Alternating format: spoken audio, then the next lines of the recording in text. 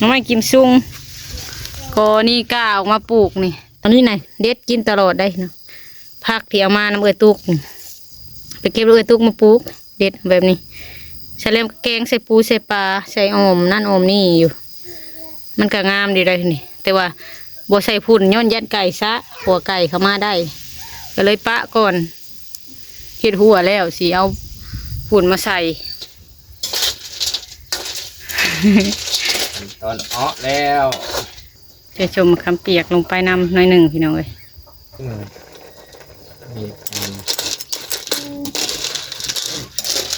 โดยกับสบายดีและสวัสดีเด้อพ่อแม่พี่น้องเบิร์สุโขสุคนตอนเที่ยงพี่น้องพอดีมื้อนี้สิพากันแกงหอยกินพอไอเที่ยวขึ้นสีลงมือแกงหอยสุกินมื้อนี้ครับเช้ากับพากันเฮ็ดเวียกอยู่เพื่อนนี่แหละพี่น้อง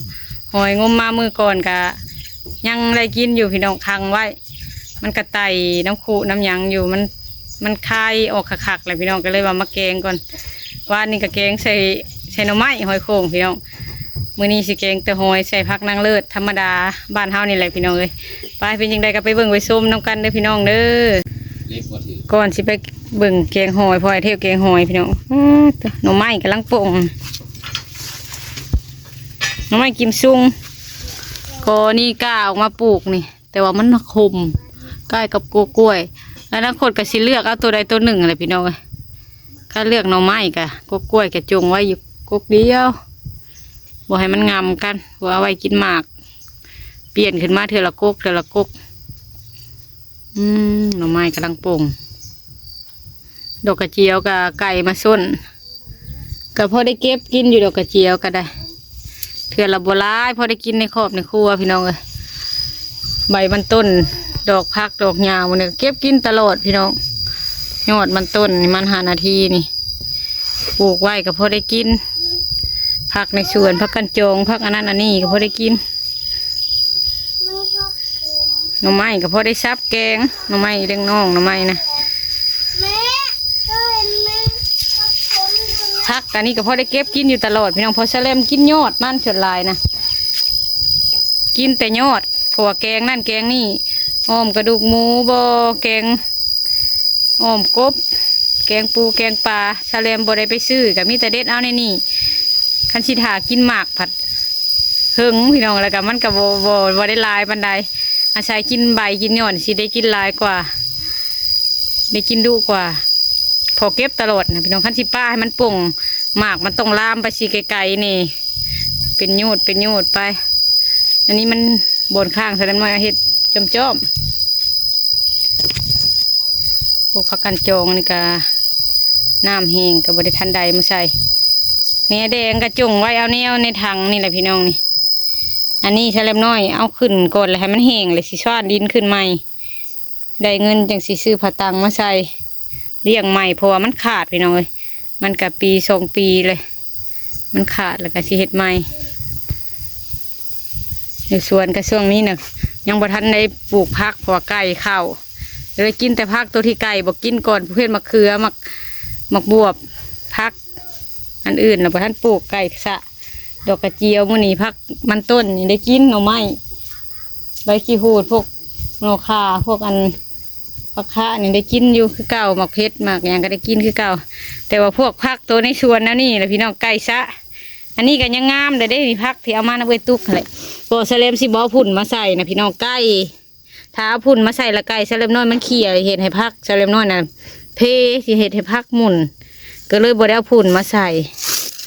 บ่ได้เอาพุ่นมาใส่ก็ย้อนไก่มันยังออกมาอยู่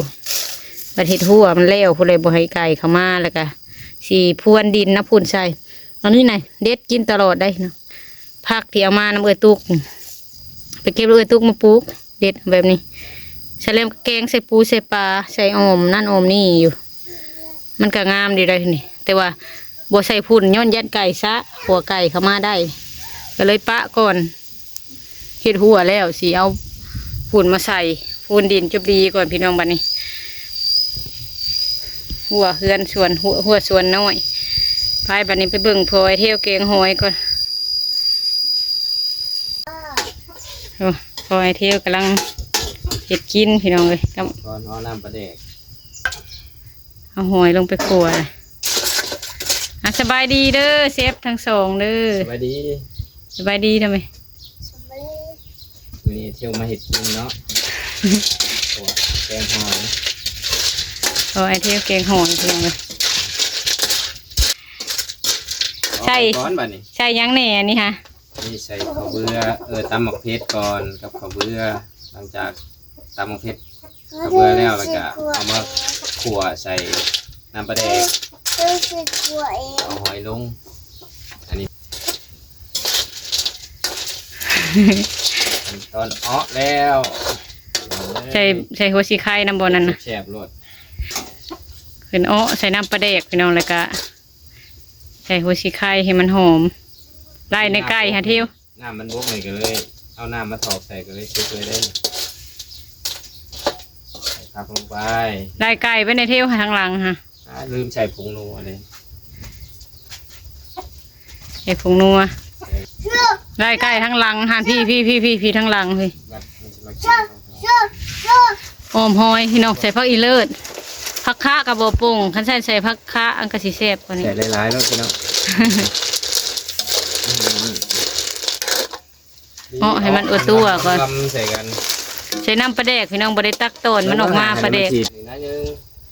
ไปชมมะขามเปียกหน่อยหนึ่งพี่น้องอย่าเห็ดเทวอย่าเห็ดจะชมมะขามเปียกลงไปนำหน่อยหนึ่งพี่น้องเลย เ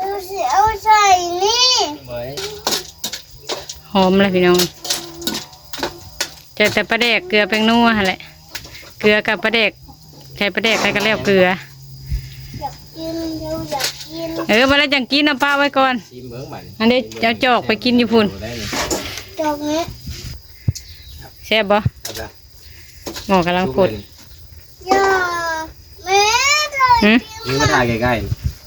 อืม ๆลูกโคตร เกียงหอยพี่น้องเลย หนึ่งบ่ เกียงหอย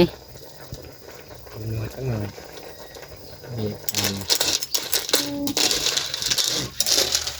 จักน้ำเซฟแล้วมันจางกระเตือมาเลยเซฟพุ่นปูเห็ดนั่นแหละ อยากให้มันนัวๆเลย บุรุษก็ใช้น้ำปลาแดกอีกเลยยังไงภาษีเข้มเลยเนาะ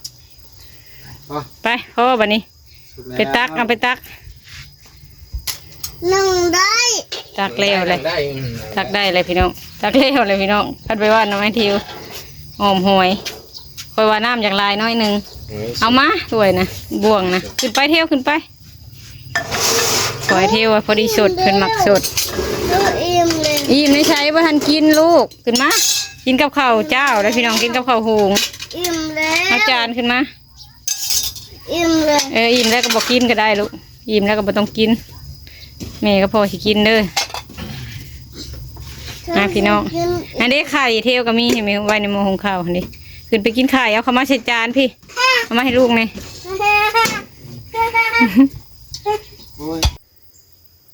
เอากินเที่ยวกินข้าวพี่น้องวันนี้แกงหอยอมหอยตอนเที่ยงกินมือพอไอเที่ยวมึงดูซิมึงดูมาเด้อพี่น้องกินข้าวน้ำกันบัดนี้แกงหอย สบายดีอีกแค่หนึ่งสบายดีเด้อ แกงหอยเด้อพี่น้องเด้อ เรากระติดปาก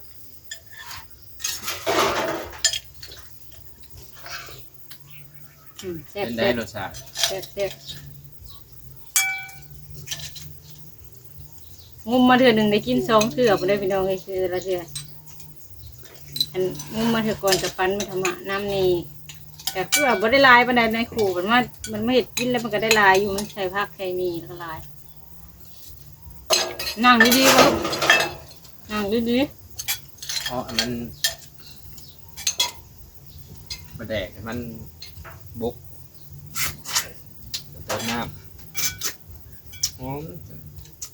ไม่ยอมกินข้าว ๆ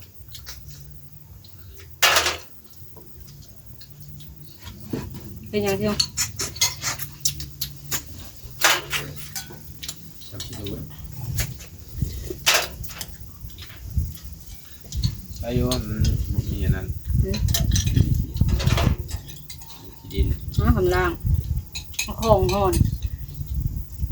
เอาข้าวใส่ของแล้วก็สั่นจนว่ามันกี่เท้าออกเบิดน้ำใส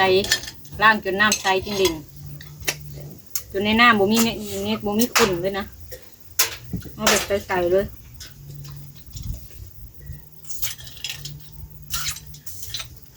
ใส่ผักอีเลิศเนาะ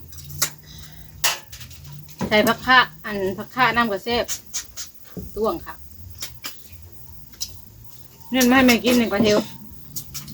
เนี่ยแม่กินเนี่ยไปซีนกินเนี่ยไปซีน แม่บอกกินกันดอกมันจะก็เฉยด้วยแม่ คนเดียว ดีๆเลย เดี๋ยวหมูกินน้ำ ดีๆเลยว่าบ่ให้มึงกินน้ำตัวเองเนี่ยกินนะกินน้อยๆแต่ก็บ่ต้องใส่น้ำก้อนเป็นคอเป็นดานเจ็บคอกินก็กินน้อยเดียวเพราะว่าเด็กน้อยเขาบ่ให้กินหลายในกู้ที่5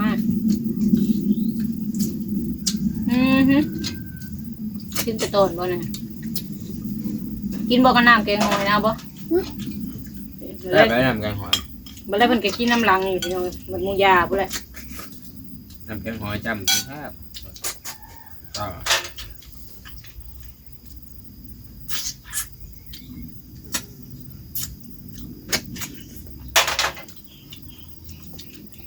พี่รวดเขาทายจะเดียว หอยกระโตกตุ้ย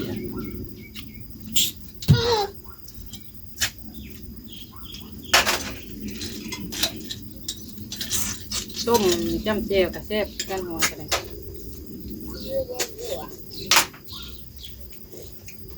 ผู้ใดเพิ่นมักกินพัดกินโทษกับเพิ่นก็พัดหอยนะเครื่องกบหรือพัดกิน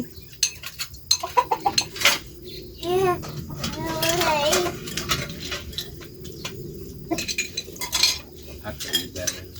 ชูมังกร วิธีการเฮ็ดเอง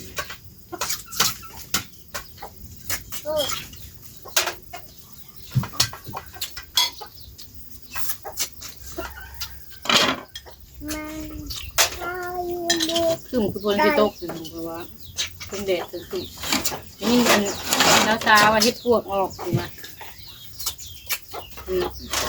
แม่น้องพิมพ์ผ้าว่าเฮ็ดพวกออกนี่เอาเข้าไปต่อเบิ่งอย่าเฮ็ดลูกอย่าเฮ็ด เฉพาะ ปลาดุง15เลยค่ะจะได้สาวกูได้ยินนะฮะกูแดงได้ยินนะฮะ การเชฟกระทะเล็กมาพี่เด้อ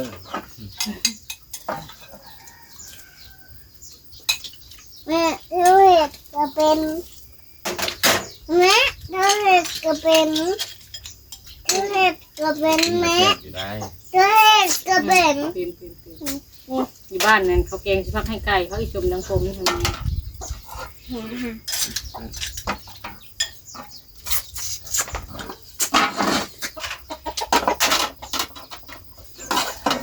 เยลินกว่าเทวมันดังฮะ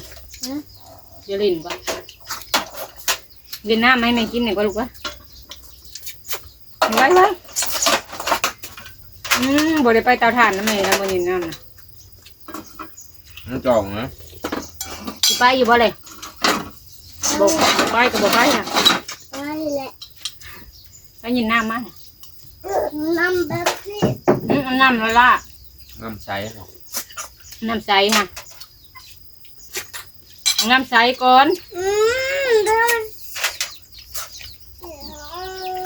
ำแบบนี้ให้แม่ ขาดไปเอา กินบุได้ยังนี่ เอาน้ำละล่ะน้ำใสก่อนเลยมันจังบ่เจ็บกระเพาะฮะตอนนั้นแม่สิเจ็บกระเพาะฮะ จองไปเลยพร้อม ดีดีเซ็ต ก็เอาน้ำใสเอาน้ำใส ดีนะดีเซ็ต เอาน้อยๆแม่บ่กินหลายตัวนี้นะเอาน้ำใสผู้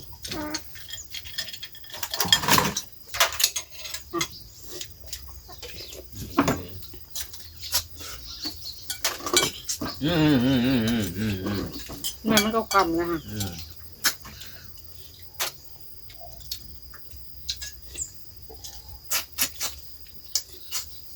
เสียงหอยพี่น้อง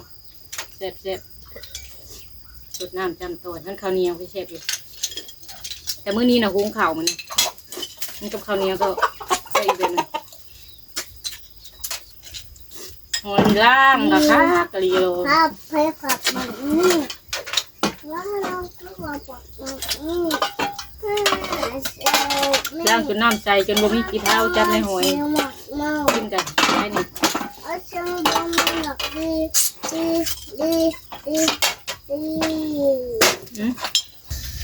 กินข้าวกันแล้วเลยพี่น้องเอ้ย